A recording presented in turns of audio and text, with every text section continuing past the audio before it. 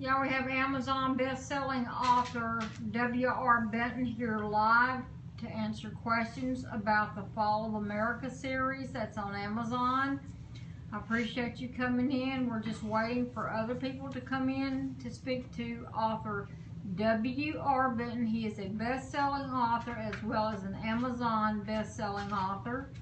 He has served in the Air Force almost 27 years. He was a life support and he taught survival for 12 years out of 27, and we're waiting here for questions. While we're waiting for other people to start coming in and asking questions, I'm going to zoom in on the books that we have. You can find Fall of America, #1, which is Premonition of Death. Fall of America 2, which is Fatal Encounters. And Fall 3, which is The Enemy Within, and Fall 4 is being worked on. Is there anything that you'd like to discuss in the series till we get any questions, Mr. Benton? No. This particular series, I got really interested in it when our economy started going to shambles and our credit rating as a nation dropped. I started seeing where outside countries owned our nation more than we did. We're borrowing money we could never pay back, trillions of dollars in debt. Children unborn yet, still, they're being born inheriting a debt for our nation. That's not right.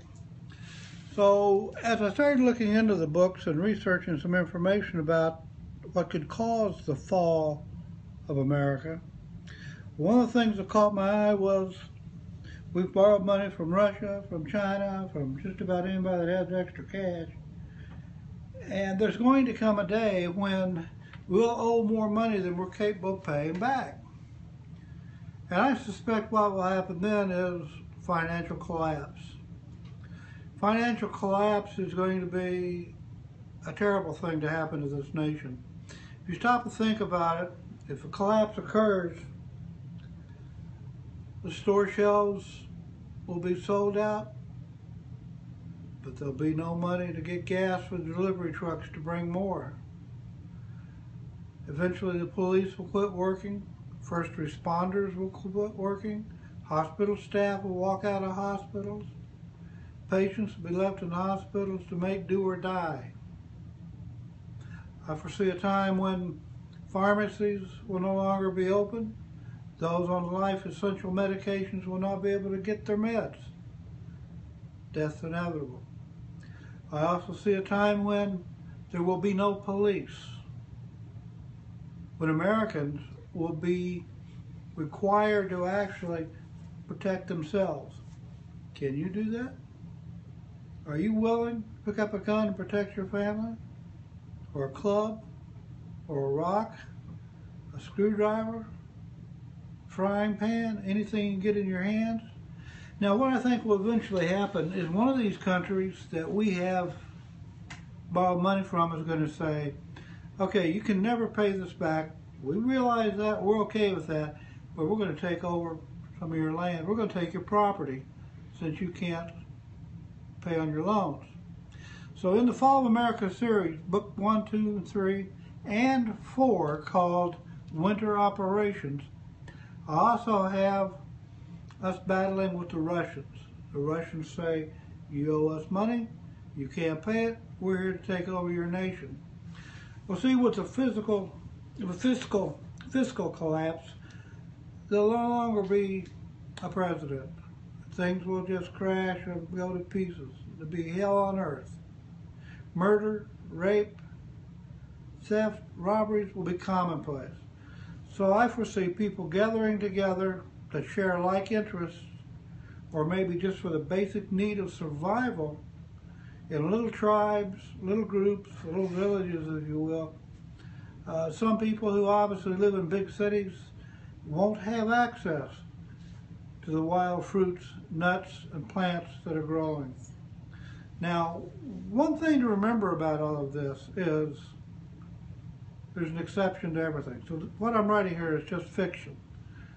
And I hope this never comes to pass.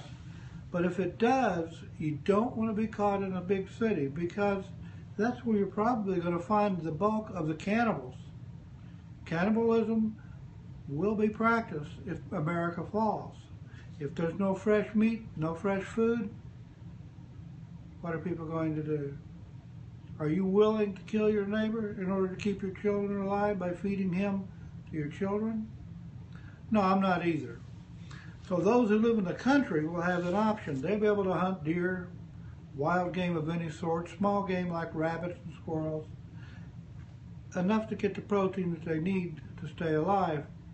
In this series, each one of them has a different plot, and I've tried to show it from both perspectives. The Russian soldier who is here serving doesn't want to be assigned here. It's another Vietnam as far as he's concerned. He has no business here. And all day long, his buddies are getting blown up by booby traps. Some are getting killed by snipers. Some just disappear late at night on guard duty. All these killings are being done by the partisans or the resistance, who soon gather together and form up in order to try to take our country back from the Russians. In one particular book, I have a case where a group of people are about to be executed. They've got knots around their necks and they're going to be hanged. And what happens is, as they stand there waiting for death, somebody starts singing the national anthem. And the Russians are just shocked that here are people going to their death singing the national anthem.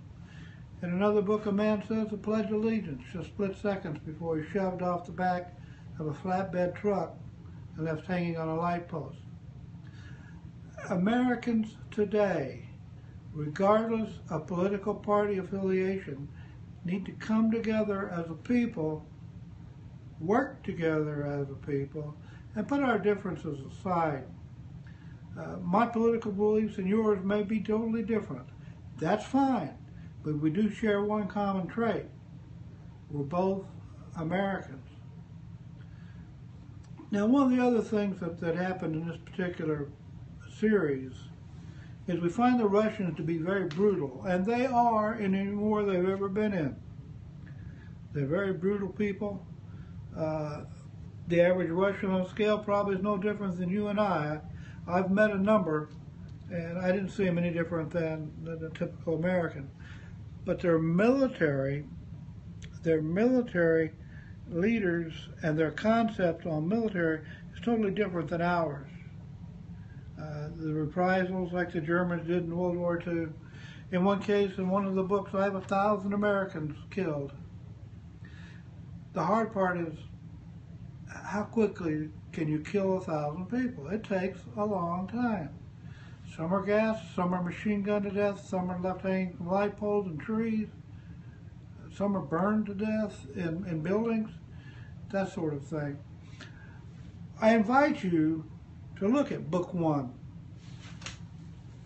to look at book 2, and look at book 3, and please look forward to reading book 4, Winter Operations, which is a little different than the others. The Americans have progressed. They've now got heavier weapons. They're working a deal with China to try to get some armor and aircraft.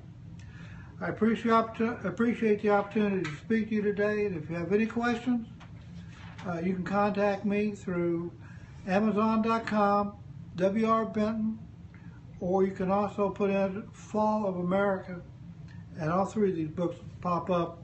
Book 1 is available in audio, the others are not yet, but all 4 will be paperbacks as well as Kindle ebooks. I appreciate the chance to speak to you, and y'all have a good day.